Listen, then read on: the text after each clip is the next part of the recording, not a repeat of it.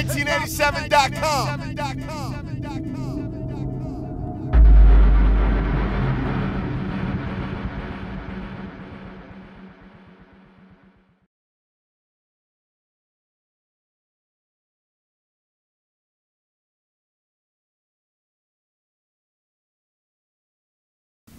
Hip Hop since 1987. We're live in Atlanta right now, Main Street Studios, and I had the honor and the pleasure of speaking with and picking the brain of a young lady who's been in the game for some time.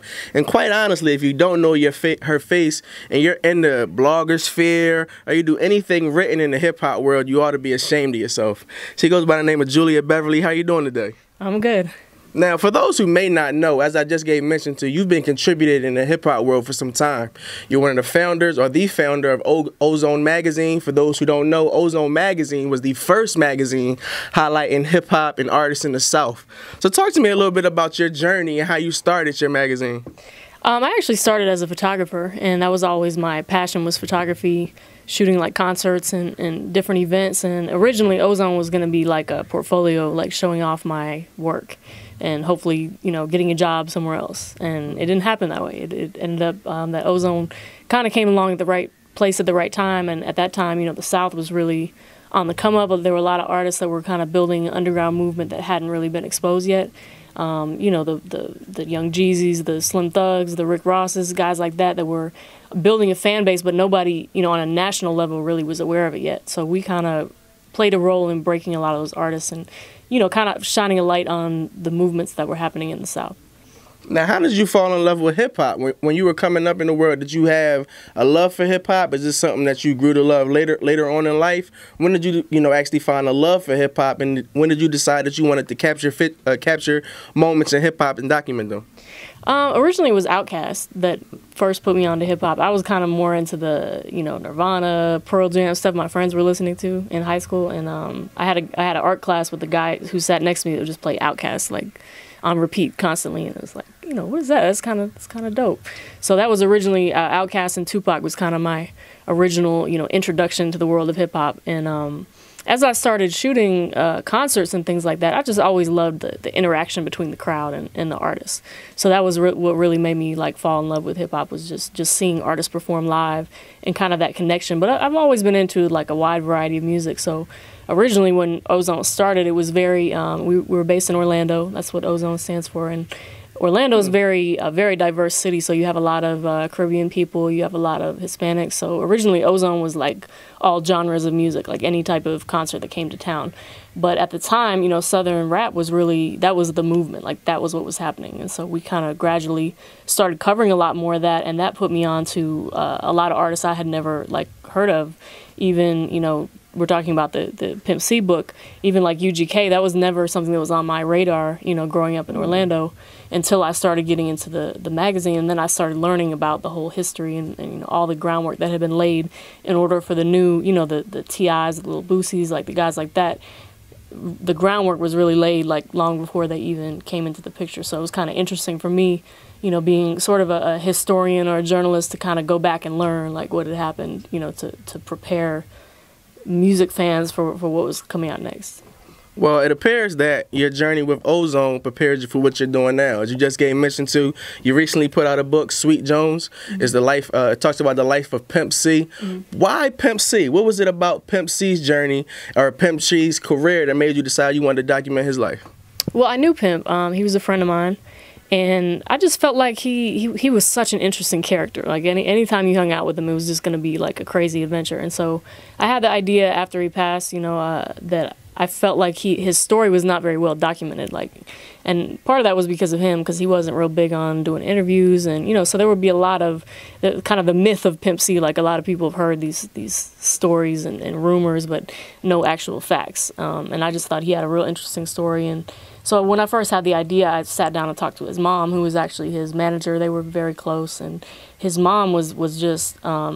Once I talked to her, I just had to do the book, because she just had so many great stories, and she could remember everything, and she was just an awesome resource to you know, to do a history book and to have somebody who was actually there and remembered like every detail. It was just yeah, I had to do it after I talked to her. Now, starting in Orlando or in the Florida area, as you gave mention to, and Pimp C being a native of Texas and having such a strong movement in Texas, when did you first hear about Pimp C? Were you already aware of Pimp C's movement and the whole UGK movement when you first initially started the magazine, or was it throughout time and actually getting more familiar with the Southern hip hop scene? Did you see the influence that he had?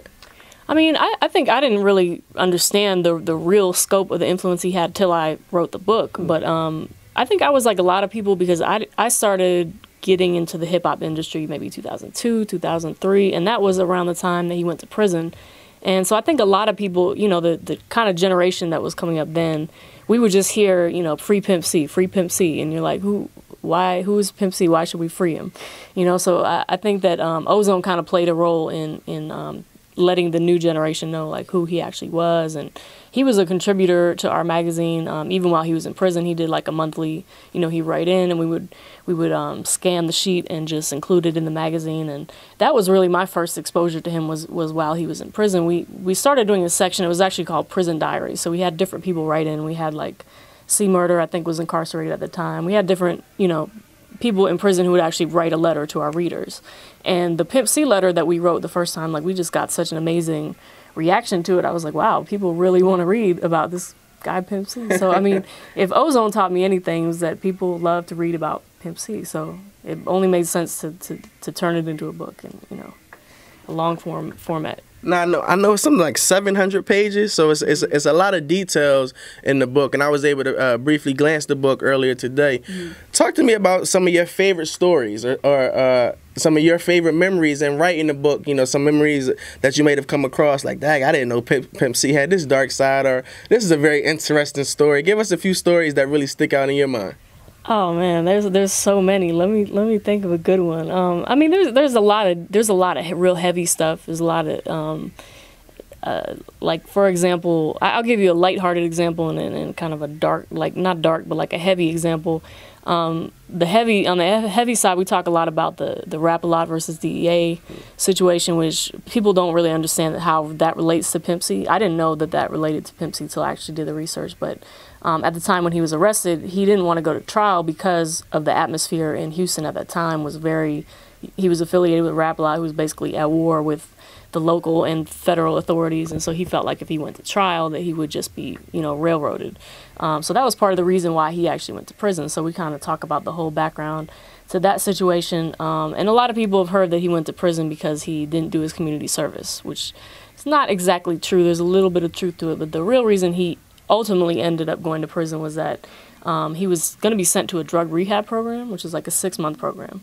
But the program does not allow for inmates to take medication. And he was actually diagnosed bipolar. He was on psychiatric medication, which a lot of inmates in Texas are. And they told him if he went to this program, he would not be allowed to take his medication. And he was so, I don't want to say dependent, but, you know, his mom said he really couldn't function without it. Like, he would just be extremely depressed and just wasn't able to function without being on psychiatric medication. So that was really the reason he refused to go to this program. They said, okay, well, you'll go to prison for 8 years instead. Wow. So it stuff like that, I found that to be, you know, that's deep. Just talking about the prison system in Texas, talking about mental health, talking about drug addiction. You know, he did have some issues with drug abuse, but his mom felt like that was more of a symptom. It was kind of his way of trying to cope with his depression and other things that kind of had haunted him. So those stories were very interesting to me. You know, and then on the lighthearted side, like, Pimp was a funny guy. Like, he was just a comedian. So there was one story where his engineer, like, he used to come to his engineer's house like just late at night. He would always want to record from, like, you know, midnight till 6 in the morning, whatever, and keep them up all night. But he showed up one time in some like $800 jeans or whatever he had just bought, and his engineer was like, "Oh, this is, you know, nice jeans or whatever." And he said, "Oh, you like them?" And he just took them off and gave it to him and just walked out in his boxers and just left. So, like, Pimp was a funny guy. There's a lot of funny little, you know, moments. If you got to hang out with him, he definitely was a comedian. If I'm a young cat that's looking to get into the game and I need to do a little history on hip hop and really, you know, understand the history of Texas's sound, why would I pick up this book, or why should I pick up this book? I mean, there's a lot of good reasons, but the number one reason would be to understand the business of the music game, because Pimp and Bun, you know, they really didn't. I mean, when they signed with Jive Records, they were, I think, 18, 19 years old when they signed their first record deal.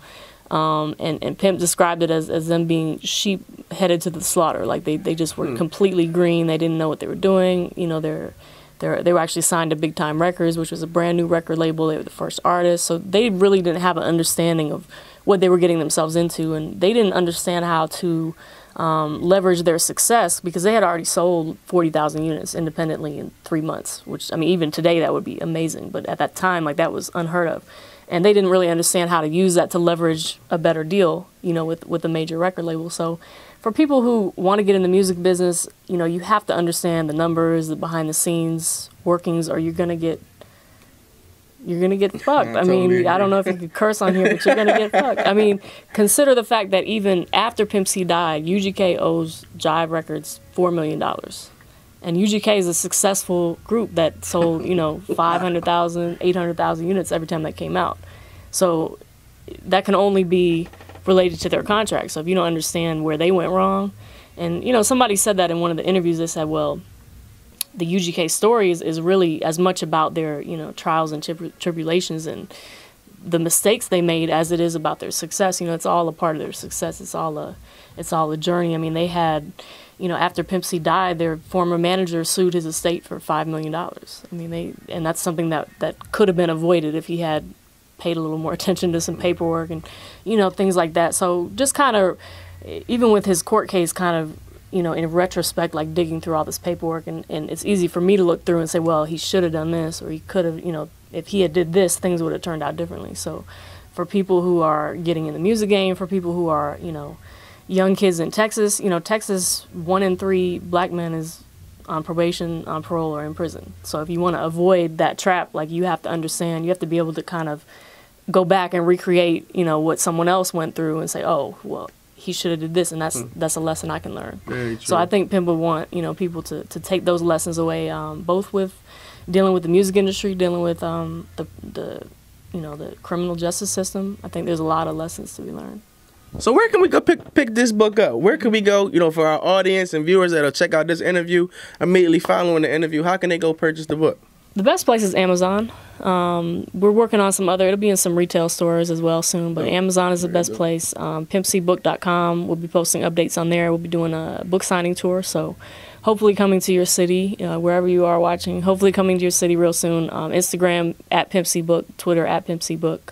All my social media is at Julia Beverly, so you can follow us, and we'll be posting updates and tour dates and all that stuff. So very dope, very dope. Hip Hop Since 1987 here with Miss Julia Beverly. Make sure you please pick up this book. It's a wonderful read. I'm going to be sure to pick it up.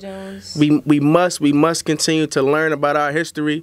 Pimp C did a lot for hip hop, and he's definitely at the forefront for where hip hop is today. So make sure you support this young lady, learn about our history in hip hop, and pick up the book. Hip Hop Since 1987. Stay tuned for a lot more.